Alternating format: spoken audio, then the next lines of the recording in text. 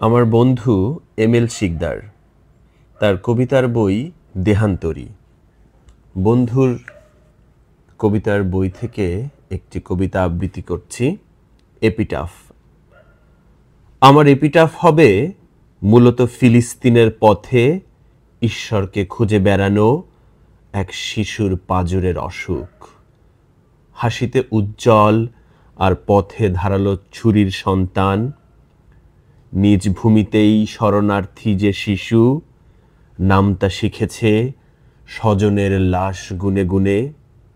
প্রভু, সেও তো এনেছিল ঈমান, তার জন্য কি বা করলে তুমি?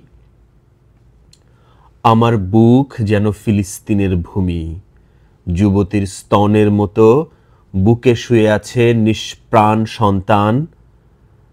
তার মাথার উপর ঘর নেই, বেঁচে থাকার দেশ নেই, শুধু এই কামানের গোলাই তার একান্ত আপন।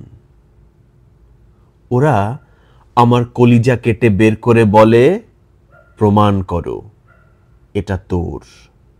অথচ চেয়ে দেখো রক্তের অক্ষরে লেখা, এই মাটি আমার বুকের মানচিত্রে খোদাই করা প্রেম।